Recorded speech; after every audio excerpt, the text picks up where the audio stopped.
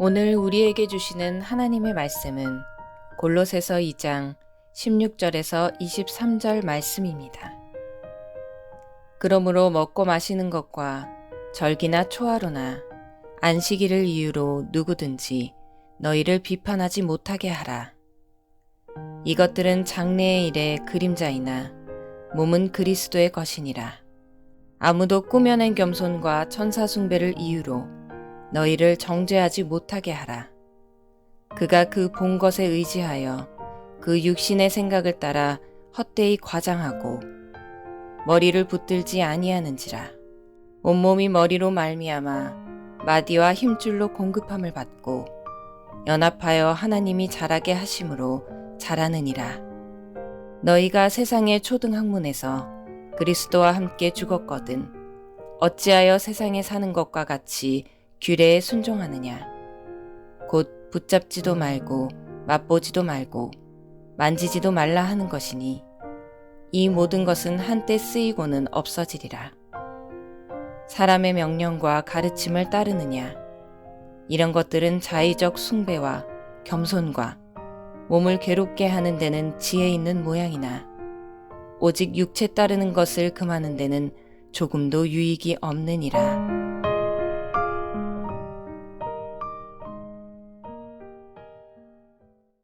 골로새 교회 안에 이단들이 들어와서 바른 믿음을 해치려는 큰 도전이 일어났습니다.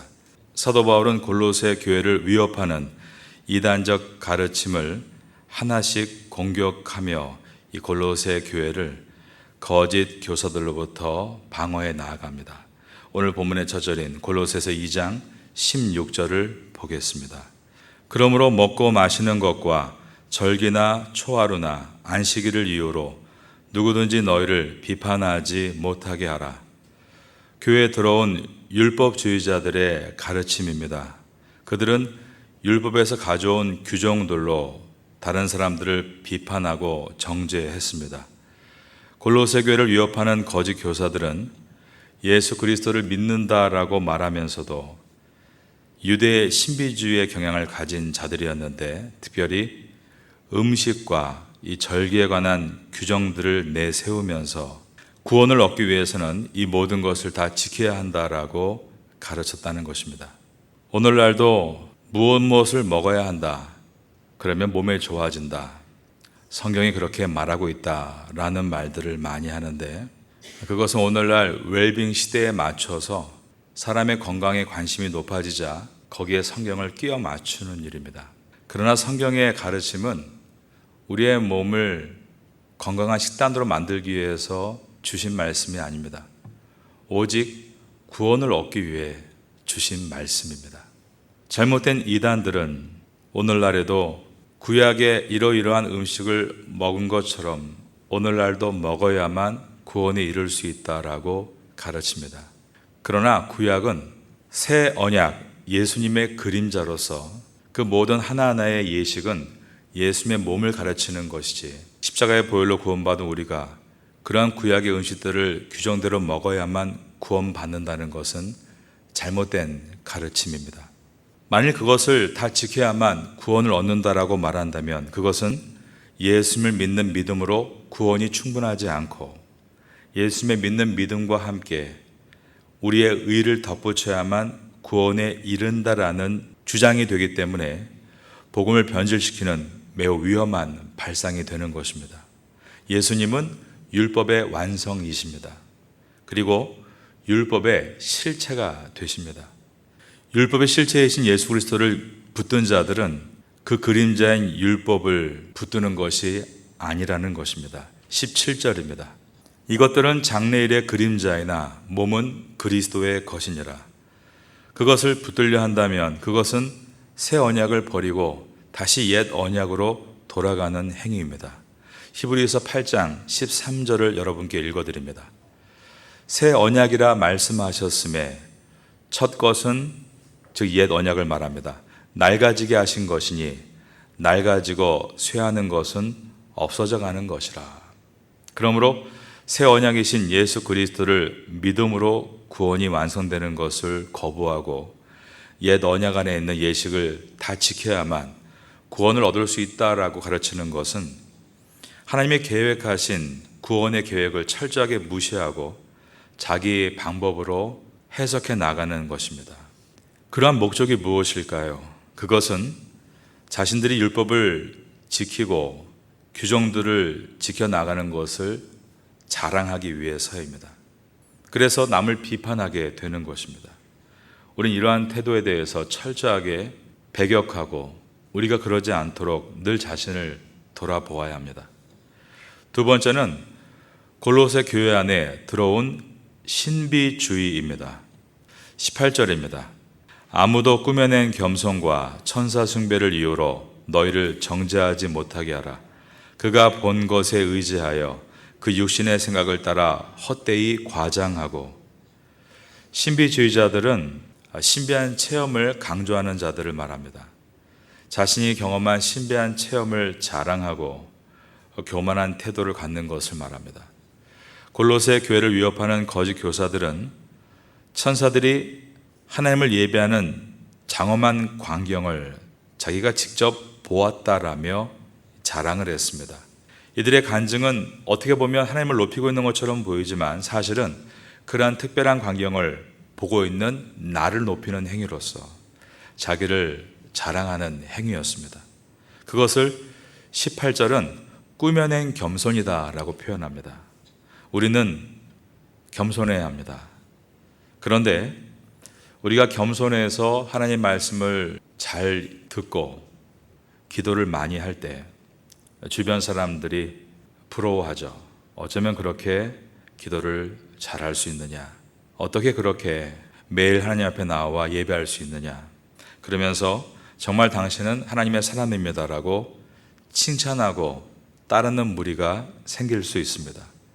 그리고 심지어 그에게 찾아와 기도를 받고 싶다라고 말하는 이들도 생길 수 있습니다.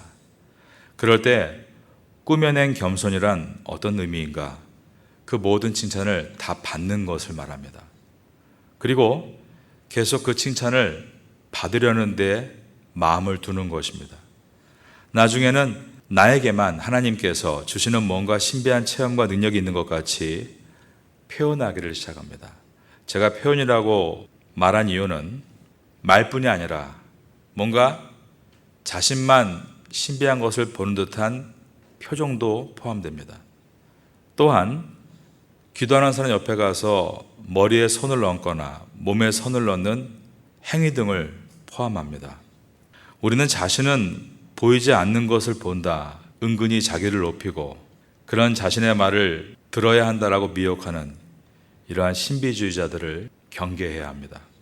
그들이 말하는 환상이나 체험은 진짜인지 가짜인지 판별할 수 없습니다. 뿐만 아니라 그것이 진짜라면 그들은 천상 예배를 직접 보고 나서 자신의 부정함을 탄식했던 이사야와 같이, 그리고 셋째 하늘에 이끌려가서 신비한 은혜를 경험했음에도 자랑하지 않았던 바울과 같은 모습을 보여야 맞는 것입니다. 그런데 교회 안에서 자신의 신비한 체험을 드러내고 이목을 집중하게 하려는 것은 교회의 머리이신 예수님을 붙들지 않고 신앙생활을 하고 있는 모습입니다. 19절입니다. 머리를 붙들지 아니하는지라 온 몸이 머리로 말미암아 마디와 힘줄로 공급함을 받고 연합하여 하나님이 자라게 하심으로 자라느니라. 정말 바른 신앙으로 자라간다면 분명 귀한 체험들도 하게 될 것입니다. 그러나 그것은 신앙의 뿌리에 해당합니다. 여러분, 뿌리는 드러내는 것이 아닙니다. 뿌리를 드러내면 나무가 말라 죽습니다. 바른 신앙이 있기에 귀한 체험도 하게 될 때 그것을 소중히 마음에 품고 그것이 어떻게 열매가 되는가를 조용히 지켜보는 태도가 중요합니다. 사도 바울은 권수로는 신약 성경의 거의 절반, 그리고 분량으로는 신약 성경의 3분의 1을 기록했습니다. 그런데 그 많은 기록 중에 자신이 체험했던 신비하고 특별한 그 경험, 즉 하나님의 절대 보좌가 있는 천상의 모습을 본 것에 대해서 고린도후서 12장 1절 이하에서 딱 한 번만 말을 하고 있습니다. 그것도 내가라고 하지 않고 내가 이런 사람을 아노니라고 시작합니다. 그것도 14년 전에 경험했던 간증을 이야기했습니다.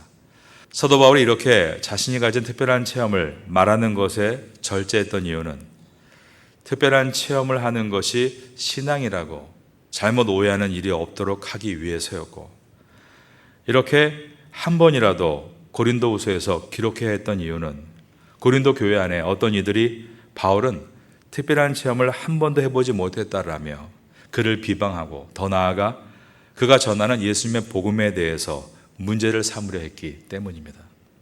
사도 바울은 우리가 아는 대로 다메섹 도상에서 선택받은 예수 그리스도의 사도입니다.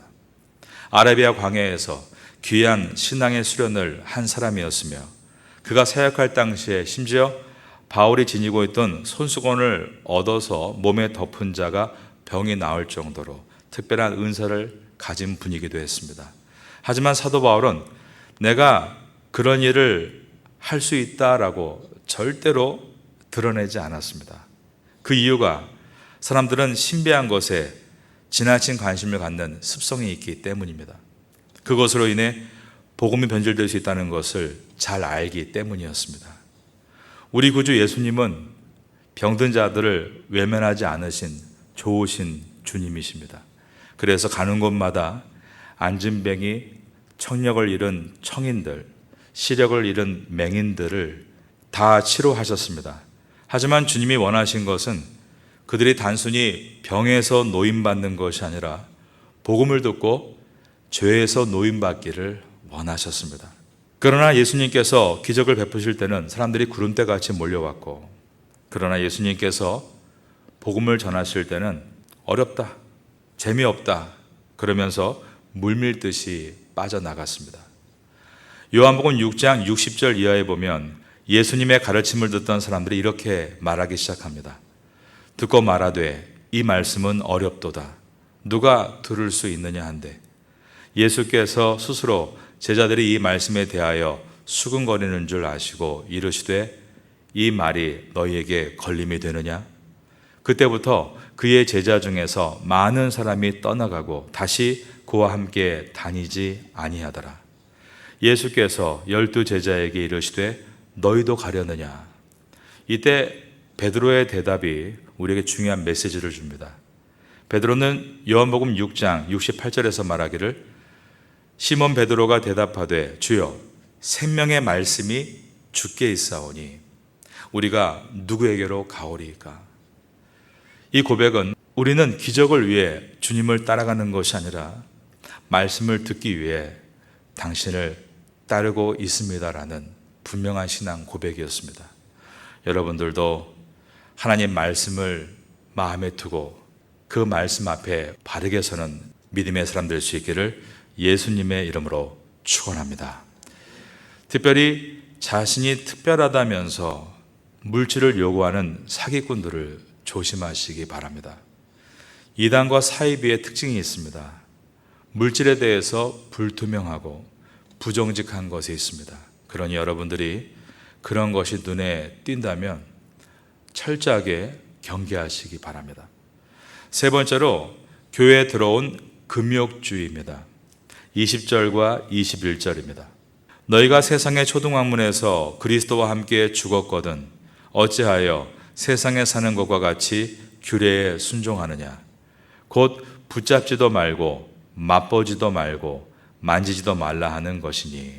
금욕주의자들을 따라 금욕하는 것은 단지 육체를 괴롭히는 것일 뿐이며 유익이 없다라고 말씀합니다. 23절입니다. 이런 것들은 자의적 숭배와 겸손과 몸을 괴롭게 하는 데는 지혜 있는 모양이나 오직 육체에 따르는 것을 금하는 데는 조금도 유익이 없느니라. 골로새 교회를 위협하는 거짓 교사들은 신비주의로 자신에게 영적 권위를 부여하고 단지 율법의 음식과 절기에 관한 규정을 강조하는 것뿐 아니라 더 나아가 육체 자체를 악한 것으로 보았습니다.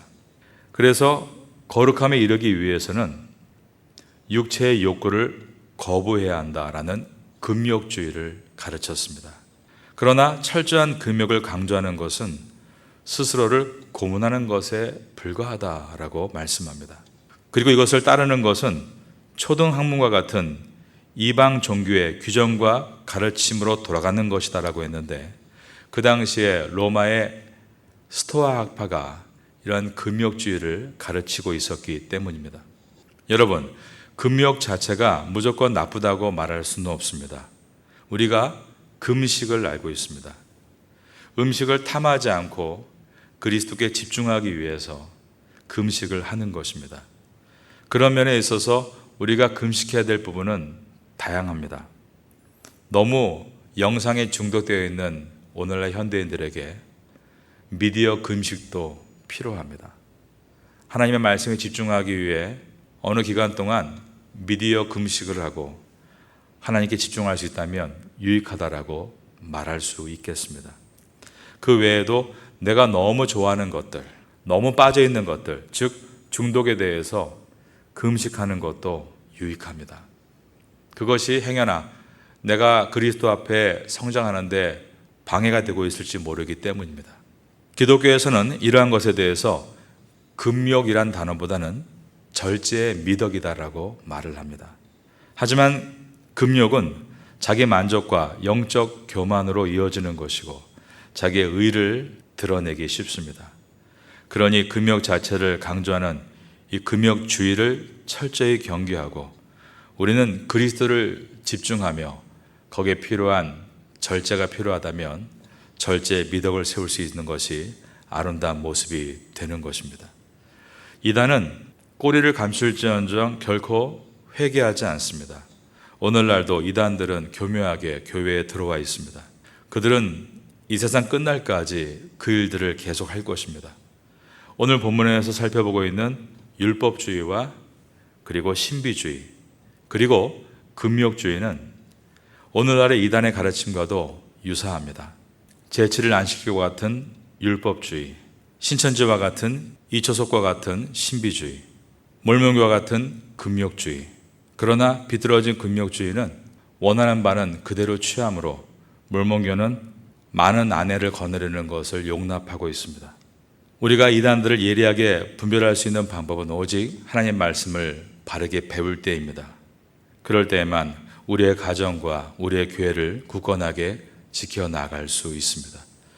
골로새서를 지나면서 다 반짝인다고 해서 금이 아니라 참된 금이 주의 말씀으로부터 옴을 기억하고 골로새서를 통해 더욱더 신앙의 바른 뿌리를 둘 수 있는 성도가 될 수 있기를 예수님의 이름으로 축원합니다.